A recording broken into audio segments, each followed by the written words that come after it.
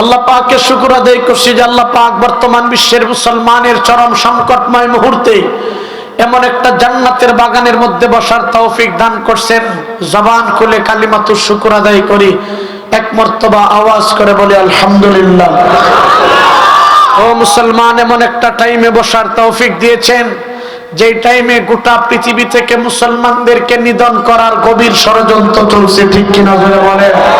মুসলমানের প্রথম কিবলা বাইতুল মুকাদ্দাসকে তারা দখল করে রাখছে।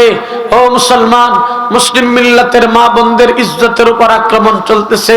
গোটা পৃথিবীর মধ্যে মুজাহিদ নওজোয়ান যুবকদের উপর নির্যাতনের স্টিম রুলার চলতেছে।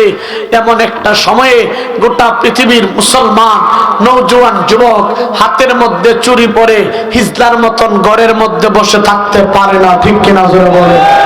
এত আসতে বললেন কেন, ঠিক কিনা জোরে বলেন? আওয়াজ করে বলেন ঠিক কিনা? জবান খুলে বলতে হবে ঠিক না বেঠিক, জোরে বলেন ঠিক না বেঠিক? গোটা পৃথিবীর মুসলমানদেরকে হেফাজত করার জন্য, মুসলমানের প্রথম কিবলা বাইতুল মুকাদ্দাসকে আযাদ করার জন্য যদি ডাক আসে সুলতান সালাহুদ্দিন আইয়ুবীর আযাদ আপনাদের কানের মধ্যে চলে আসে, আসার জন্য নয়, শহীদ হতে কে কে রাজি আছে হাত তুলে দেখা না।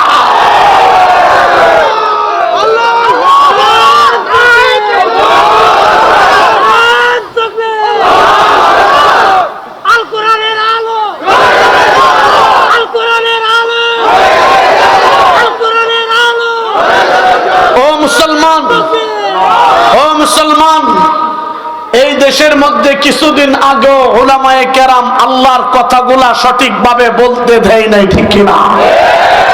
উলামায়ে কেরামের জবানের মধ্যে তালা লাগানোর ষড়যন্ত্র করছে, কোমরের মধ্যে গরুর রশি বেঁধে টানা হেঁচড়া করা হয়েছে, ঠিক কিনা জোরে বলেন? ও মুসলমান, আমি বলবো এখন আসো আয়েশা আল্লাহর কোরআনের মজমার মধ্যে 44 জারি করো, মুসলমান জুতা দে বাইরে, ঠিক কিনা জোরে ক, ঠিক না ঠিক জোরে বলেন?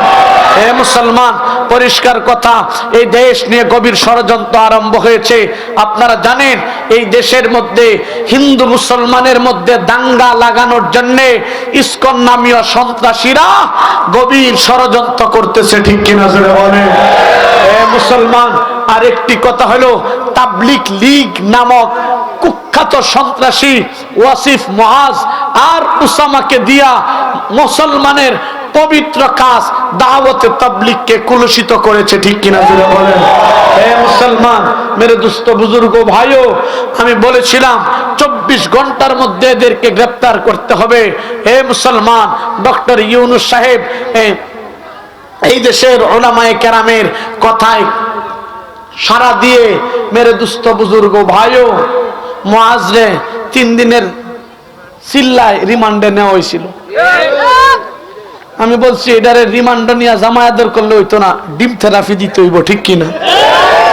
ডিম থেরাপি, ডিম দে, ডিম দে, ডিম দিলে সপ্তাহ বাইরিব, এমন ভাবে থেরাপি দিছে তারা যে রয়ের এজেন্ট, আমেরিকার লাল কুত্তার দালাল, সেটা তারা পরিষ্কার করে বলেছে, ঠিক কিনা জোরে বলেন? ইসকন নামীয় সন্ত্রাসীদেরকে বাংলার জমিনে নিষিদ্ধ ঘোষণা করতে হবে। দাওয়াতের পবিত্র কাজকে যারা গোটা পৃথিবীতে কলুষিত করেছে, মুআজকে ফাঁসির রশি গলায় লাগাইতে হবে, ঠিক কিনা বলা? এ মুসলমান, সুপরিকল্পিতভাবে বাংলার ৫৬,০০০ বর্গ মাইলকে নষ্ট করার পায়তারা চলতেছে, ঠিক কিনা? এটা কোনো রাজনৈতিক কথা না। দেশের যখন রক্তের প্রয়োজন পড়ছে, আরেকটি বিষয় আমি পরিতাপের সাথে বলতে চাই। সেই বিষয়টা হলো বাংলাদেশ এশিয়া মহাদেশের মধ্যে যখন রক্তের প্রয়োজন পড়ছে, উলামায়ে দেওবন্দের সৈনিকেরা রাজপথে বুকের তাজা রক্ত দিয়েছে, ঠিক কিনা? আজকে পরিতাপের সাথে আমি বলতে চাই সেই বিষয়টা হলো বাংলার শিক্ষা সিলেবাসের পাঠ্য বইয়ের মধ্যে, পাঠ্যপুস্তকের মধ্যে মীর মুগ্ধ এবং শহীদ আবু সাঈদের ইতিহাস রচনা করা হয়েছে। এটা হওয়ার দরকার, কারণ গোটা বাংলাদেশের মানুষ, গোটা বাংলাদেশের মানুষ তাদের এই দুইজন ব্যক্তির কাছে ঋণী, ঠিক কিনা? গোটা বাংলাদেশের মানুষ তাদের কাছে ঋণী, তাদের নাম সর্বাগ্রে থাকবে, এটা অনস্বীকার্য। কিন্তু যারা গান গাইছে, নর্তকীদের ডান্স দিচ্ছে, তাদের নাম দেওয়া হয়। যাত্রাবাড়ির থানার মোড়ে ফজরের সময় এক রাতে 70 জন আলেমকে শহীদ করা হয়েছে। এদের নাম পাঠ্য পুস্তকে নাই। আলেম শব্দটা এই গল্পের মধ্যে লাগানো হয় নাই। বুঝতে হবে ডাল মে কুছ কালা হয়, ঠিক কিনা? এই দেশের উলামায়ে কেরাম রক্ত দেয় নাই? এত আস্তে বললেন কেন, ঠিক কিনা? দেয় কি দেয় নাই? উলামায়ে কেরামকে দিনের পর দিন জিন্দাখানায় বন্দী করে কমর ভেঙে দিয়েছে, দিনের পর দিন বন্দী করে নির্যাতনের স্টিম রোলার চালাইছে।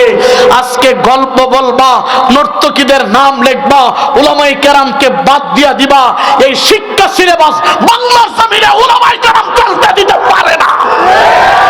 আস্তে বললা কেন, ঠিক কিনা আসলে বলে? আমি ধর্ম উপদেষ্টা মহোদয় সাহেবের কাছে বলবো, ডক্টর আফম খালিদ সাহেবকে বলবো, অনতি বিলম্বে সেই শিক্ষা সিলেবাসের দিকে আপনাকে নজর দিতে হবে, ঠিক কিনা বলে?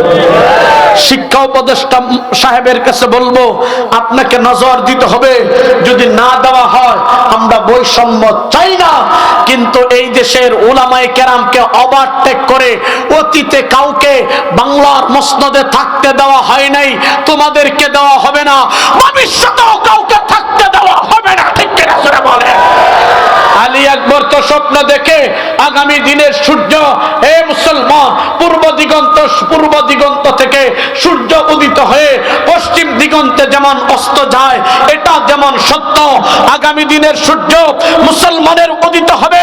এই দেশের মুসলমান বাংলার সংসদে আল্লাহর কোরআনকে নিবে, মদিনার সনদে বাংলার জমিন চলবে, ঠিক কিনা জোরে বলে?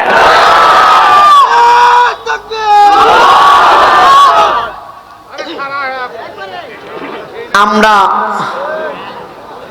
অনেক দেখছি, ঠিক কিনা? আমরা অনেক দেখেছি। আল্লাহ পাক আমাদেরকে বুঝার তৌফিক দান করেন, বলেন আমিন।